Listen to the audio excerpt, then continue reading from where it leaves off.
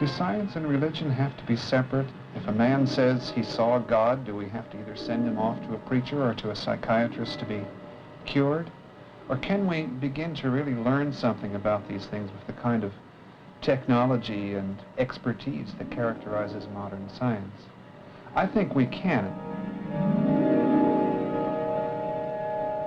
The exciting thing about the age in which we're living is that we are finally, through modern science, beginning to be able to understand the processes by which man is evolving or is able to evolve into higher states of consciousness.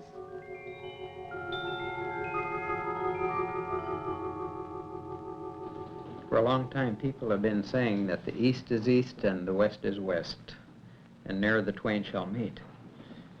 That may have been true at one time, but perhaps it isn't true anymore, because biofeedback is changing the picture.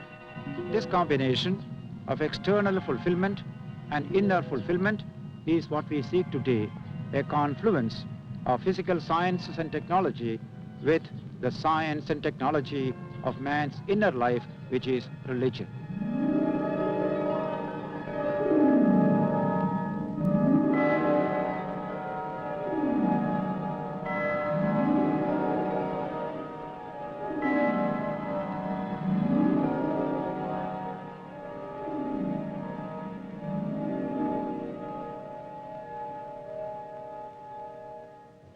ESP, healing, hypnosis, precognition, psychokinesis.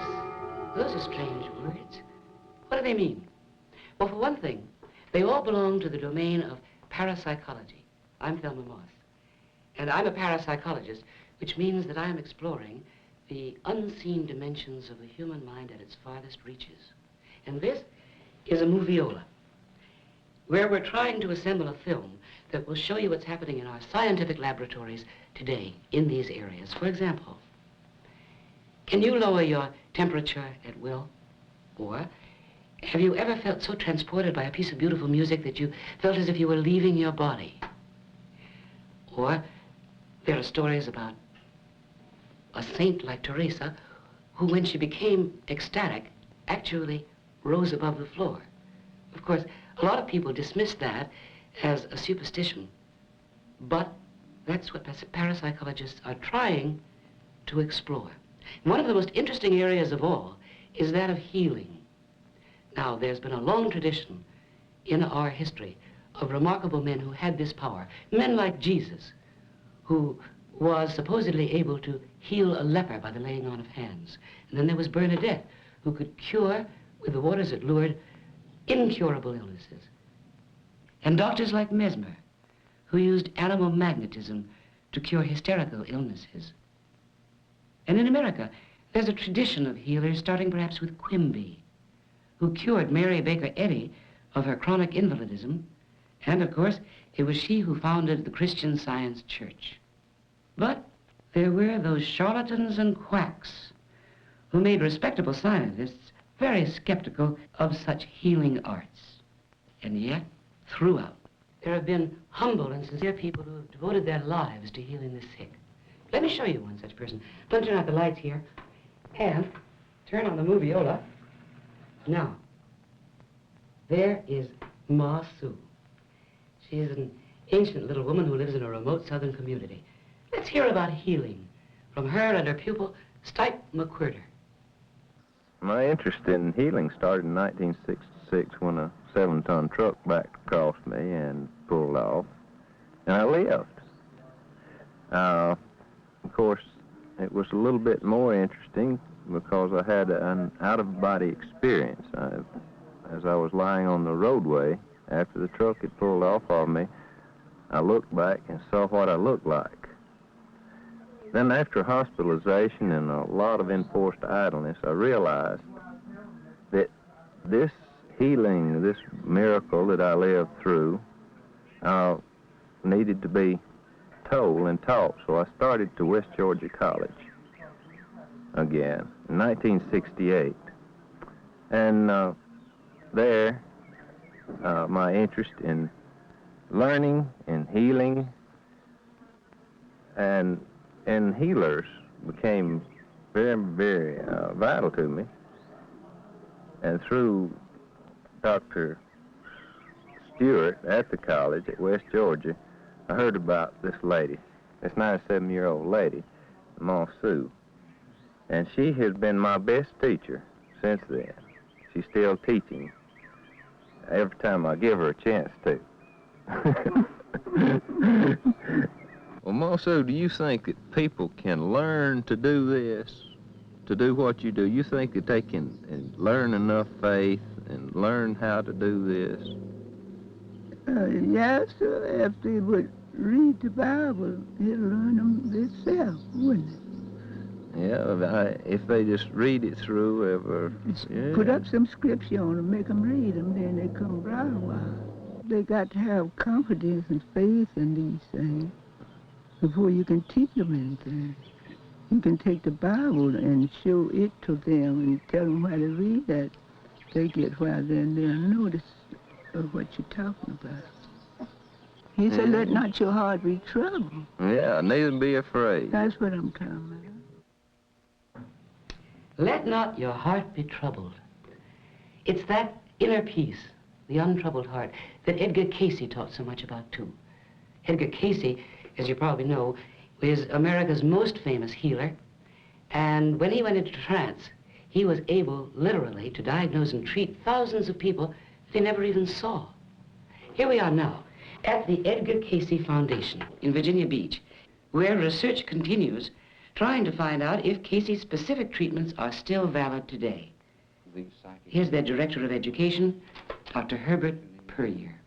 So the heart of the teaching is not to read the Edgar Cayce readings, but that should awaken within us an awareness that we can draw from the inner self, especially as we attune to this, and that's through both physical preparation and balance and through the practice of meditation, that as we attune to the inner self, then we can gain that source of healing or source of knowledge that we need.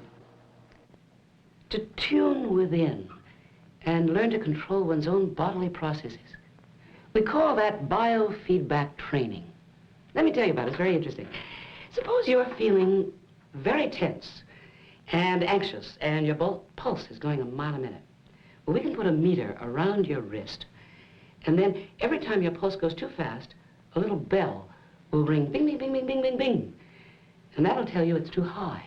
Well, after a while, you get a sensation throughout your body, and you know how to keep the bell from ringing. That's called biofeedback training, and we can apply it to all sorts of bodily processes. Headaches, temperature, blood pressure, all sorts of things. That's the work of Dr. Elmer Green at the Menninger Foundation. Biofeedback actually is the feedback of physiological signals to a person, gives him information about himself that he didn't know about. And biofeedback training is doing something with this information. In essence, you might say it's the answer to psychosomatic disease.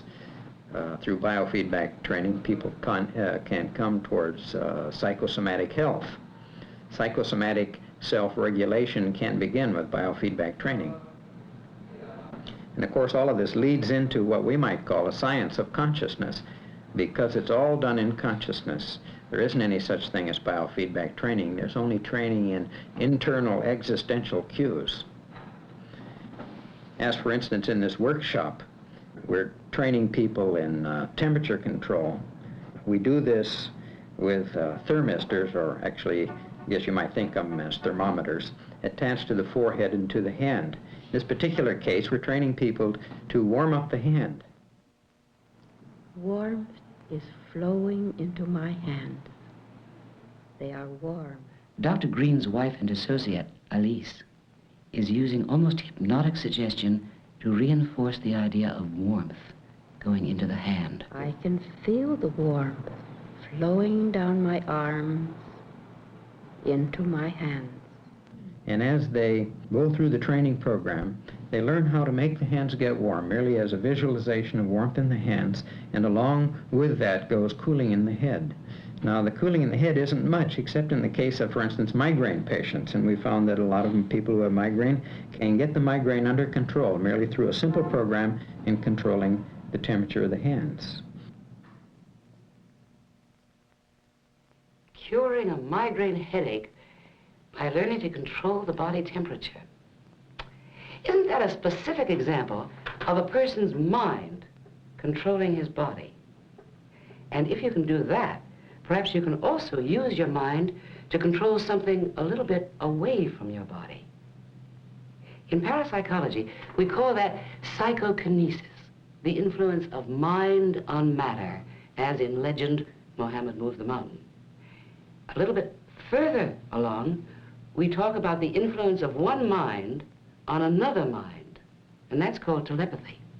Those two areas of research are being studied intensively now at the University of California in Davis by Dr. Charles Tart. Can man's mind transcend what we think of are the limits of space and time?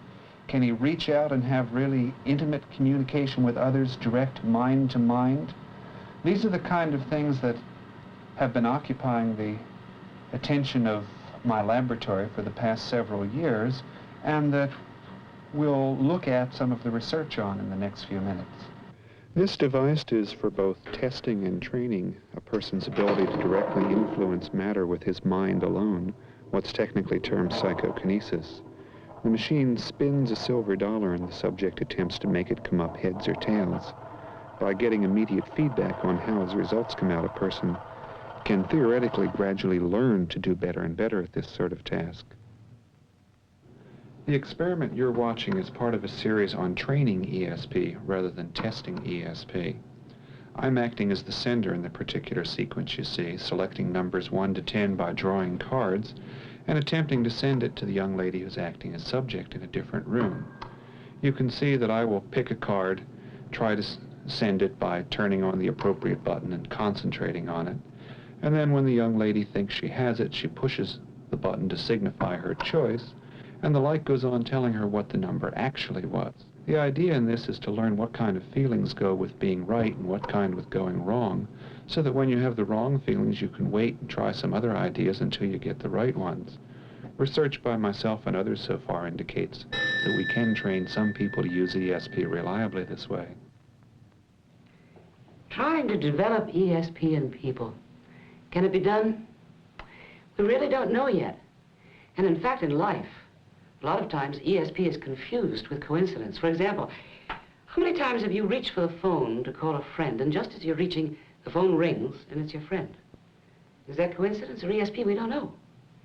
More rarely than that, people can have a dream, as a friend of mine did not too long ago, a dream in which she saw her son driving a car on a freeway. And as she was watching in the dream, her son collided headlong with another car, and she woke up terrified because she thought her son had been badly injured. Well, in point of fact, at the very time she'd been having her dream, her son had been in an accident on the freeway. How much of that is coincidence? Or is it telepathy? A lot of parapsychologists have collected these anecdotes over a period of time, thousands of them, and we can't call them anything but anecdotes because we aren't there when the person has the dream. So what's our next step? Well, we try to reproduce the telepathic dream in the laboratory. And that's exactly what Dr. Ullman and Dr. Krippner at Maimonides Hospital have been doing for the past several years, working on the telepathic dream. Let's look at what Dr. Krippner has to say. When ESP occurs in everyday life, it usually occurs in what we call an altered state of consciousness, such as hypnosis, dreams, or relaxation states. For this reason, when we started our investigations into ESP, we did work with the telepathic dream. In other words, we had one of our subjects sleeping in a soundproof room, trying to dream about a message that was being sent to him from a distant point. At that distant room, one of our psychologists spent most of the night looking at a picture, trying to project or transmit the image of that picture into the dreams of the sleeping subject. Back at the lab, we watched the electroencephalographic machine very closely to see what types of brain waves and what type of eye movements the subject was demonstrating. When he began to produce rapid eye movements, we knew that he was dreaming. Michael, wake up. Can you tell me what's been going through your mind now? Yeah. I was at a circus and was laughing at a clown in a big red suit. He was making me laugh. He was very jolly, and he was holding these 3 big red balloons. And it was a holiday, either Christmas or the 4th of July. That's it. That's all I think. Okay, thank you. You can go back to sleep now. In the experiment that you just saw, the target picture was a scene in Honolulu of Santa Claus during a Christmas party on the beach. The dream report from the sleeping subject mentioned a circus and a clown in a big red suit, therefore showing some correspondence with the festive atmosphere of the Christmas beach party. Then when the subject went on to talk about red balloons and a fat and jolly man, he's capturing some of the color and some of the atmosphere which we associate with Santa Claus. Finally, the subject does specifically mention Christmas, therefore adding an additional correspondence to this particular picture. Recently, when I was in the Soviet Union, I learned about electrosleep, which is a therapeutic device used for people with anxiety and with insomnia. When I returned to the United States, I was able to obtain the Electrosone 50, a machine which induces electrosleep among subjects. We have been using the Electrosone 50 in an attempt to determine whether ESP is possible when somebody is in the state of consciousness we call electrosleep.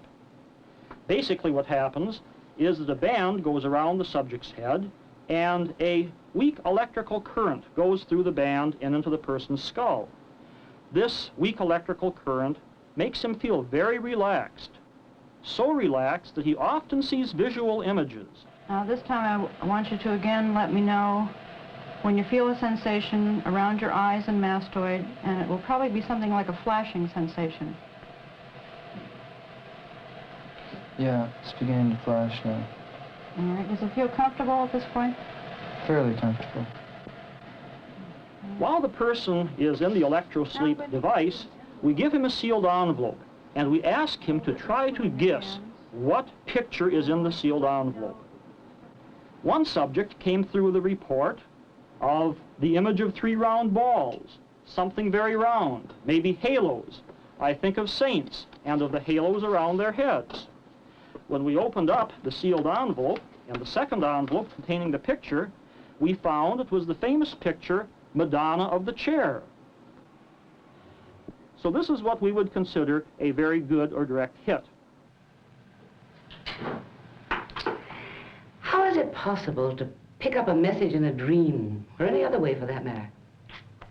Well, we all know that if we tune in on the right wavelength on a radio band, we can pick up a transmitting radio station. That's no problem. Is it possible for a person to get on the right wavelength to pick up somebody else's thoughts? We don't really know yet, but some facts about brainwave theory are clear. For example, we're always, our brains, sending out electrical signals.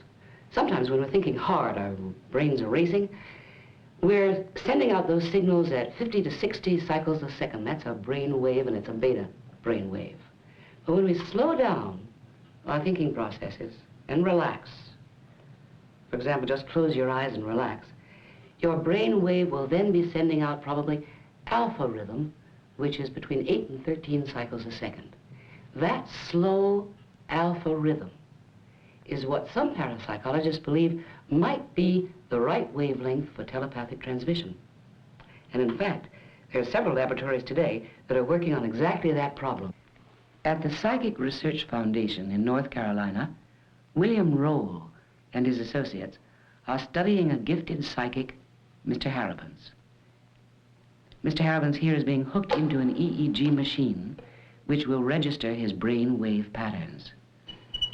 He's proved to be incredibly successful at a particular ESP task, which is to guess the sex of the photographs pasted on these cards, male or female. The object of this study is not to demonstrate ESP ability. He's already done that. But to learn if Mr. Harriman's is actually more successful when he's generating alpha rhythm than at other times. So far, this research shows that he does indeed make more correct choices when he's in alpha rhythm. This finding suggests that a gifted psychic may naturally generate alpha rhythm. Okay.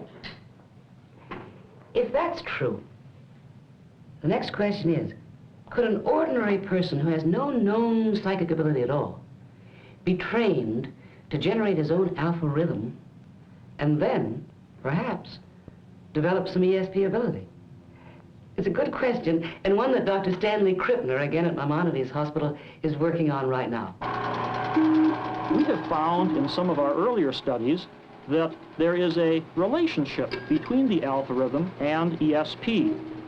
In our current studies, we are trying to more closely define this type of relationship. Therefore, we have a subject in our soundproof room trying to produce alpha rays. Whenever he produces an alpha wave, he receives the pleasant buzzing tone. Now, while he is engaged in biofeedback training, he also holds a box in his hand called the Schmidt machine. The box will flash either a red light or a green light. It is the subject's job to predict which light will come up, as it is all arranged randomly, and he has no idea of the random order. Therefore, the subject is actually trying to do two things at once. He is trying to determine which of two lights is going to flash on. This is an ESP task, and he is trying to control his own brain waves. The records that we receive on the electroencephalograph machine are very helpful to us in determining not only what type of brain wave goes with ESP, but how brain wave training correlates with ESP. So far, it does seem to us that those subjects that can very quickly turn their alpha on or turn their alpha off are also those subjects that have the highest degree of ESP. There's an even slower rhythm than alpha, between 6 and 8 cycles a second, called the theta rhythm. And it's that rhythm, theta, that's been discovered in the meditative states of Zen and yogic masters. We wonder now whether that theta rhythm might be linked to the religious or mystical experience. And it's that dimension of human experience that Dr. Elmer Green back at Menninger Foundation is exploring today.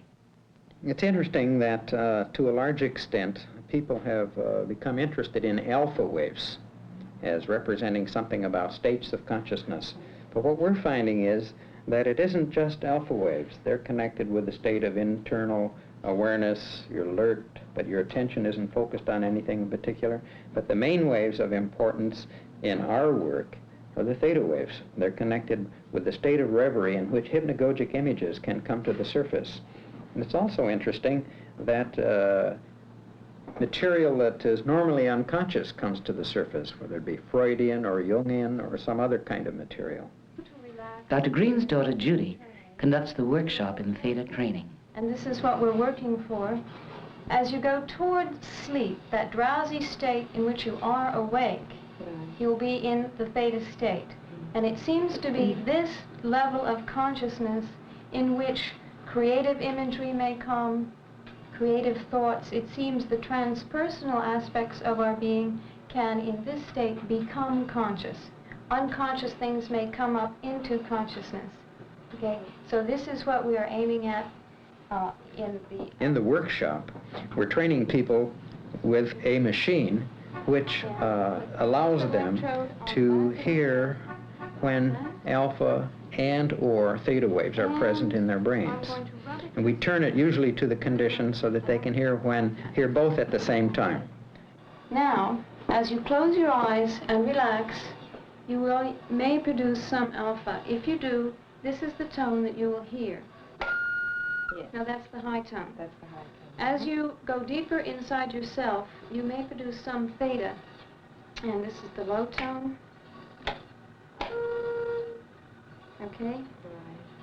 So alpha is the high tone, theta is the low tone. Okay, now you're ready to begin, so just close your eyes and begin to relax, and I will leave the room.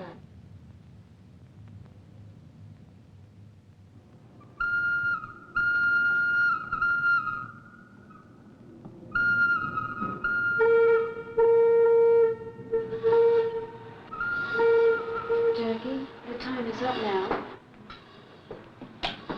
How are you feeling? Wonderful. Wonderful. Was there, did you hear the feedback? Was it, And what did it seem to be associated with? Well, a very, very joyous feeling. There Did were I hear you alpha waves, weeping? and yes, right. I wasn't sure. I was listening at the door, and Yeah. I thought, you weren't having unpleasant experiences. No, very Can you beautiful describe- feelings of complete closeness with my Creator. I see. And, the God within. Now, actually, in a training program that we have with college students, we train them to decrease the amount of alpha and increase the percentage of theta. And by the time they do this and can do it consciously, we find that they are much more aware of themselves as people. It's literally leading them into a consciousness of themselves. Very, very joyous feeling. It makes me cry. To be conscious of oneself, one's innermost self, hasn't that been the goal of mystics in meditation throughout the ages? And isn't it striking that a young man, just trying to learn to control his alpha rhythm, seems to look as if he were deep in meditation? Of course, that's just the beginning of self-mastery. But those great souls who have learned how to transcend their personal egos sometimes are depicted as having lights emanating from their heads. Moses, coming down from the mountains, was supposed to have a head filled with light. And then there was Jesus, and Mary, and St. Francis, and the Buddha, and Mohammed. What is that halo? Just an artistic convention? Or could it be an invisible radiation that becomes visible under certain conditions? We don't know. But recently, in the Soviet Union, some people named Kirlian invented a new photographic technique that makes visible certain invisible radiations. And as a matter of fact, in our laboratory here on the campus at UCLA, we have a similar photographic device which was invented by my colleague, Mr. Kendall Johnson. And with the photographs that we take, we also can see absolutely fascinating radiations emanating from plants and from people. Here's our lab, and there's our equipment, and as you can see, there's no camera and there's no lens. The way we take a picture is to put the finger directly on the film and send an electrical current through. Now, this is a research associate, Miriam, and we're taking her picture in its normal condition. And this time we've asked Miriam to keep her finger in some ice and ice water until it gets very cold and numb. At that point, we take a picture again. Now we can show you what those pictures look like when we have them enlarged. This first one is how our finger looks in its normal condition. And this one shows you what her finger looks like when it has been cold and the aura or the corona discharge gets much smaller and seems to condense around it. Now, here we have a slightly different condition. Larry has volunteered to let himself get intoxicated. He's already had a couple of drinks, and he's now getting his third. And we will take his picture progressively over time. Here we can show you what his picture looks like in a normal condition, and this is what it looks like under intoxication. There seems to be a difference. Here is another volunteer, Barry, who has the remarkable talent of being able to go into trance through hyperventilating at will. Now he's hooked up to the alpha conditioning machine, and we're going to be able to record his alpha rhythm as well. Now I'd like to show you what his pictures look like normally and when he's in trance, and there's a very dramatic difference. Here, his picture looks quite different from the usual normal picture. But when he goes into trance, you can see this. This is probably the most dramatic difference we've been able to record thus far. This photograph shows you a typically normal and presumably healthy finger with radiations, as you can see, predominantly in blue and yellow-white. But we've come to believe that with anxiety or nervousness, the picture looks very different, with murky red blotches extending beyond the fingertip. Now here, we've taken one person's fingertip with 2 or 3 seconds exposure in between, so that on one film, we've got 5 different fingerprints. And what's interesting here is those red dots in the center of the finger. They seem to come and go mysteriously and very quickly. We simply don't know what that means. We're going to see some slides that we've done of leaves. This is a geranium leaf, and we have a characteristic pattern for almost all the things that we've taken in color. The predominant colors are blue, white, and red, and variations thereof. As you can see here in this rather beautiful leaf, we get bubbles or beads. Depending on the character of the leaf, the pattern changes. Here, for example, we have a geranium leaf which is shown in several different exposure times, because the length of exposure will also change the color that we're going to see. For example, up in the left-hand corner, it was a very short exposure time, and we get predominantly a dark blue and lots of black. Everything in nature that we've photographed thus far has a radiation, whether animal, vegetable, or mineral. And what's more, every species has its own particular pattern of radiation. Just as there are no 2 fingerprints alike, similarly, there are no 2 radiations that we photographed that look alike. And yet, throughout, interpenetrating all of these objects, there seems to be one fundamental energy.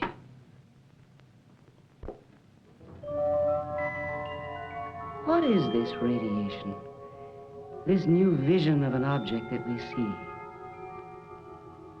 Does it show us a different dimension that exists beyond what our eyes can see, but that's there all the time? We don't know.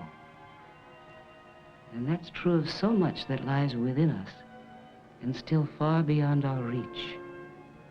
We may be at the threshold of a new age, about to enter into a new phase of our evolution, passing beyond the blindness of this life into a new and dazzling world of the mind.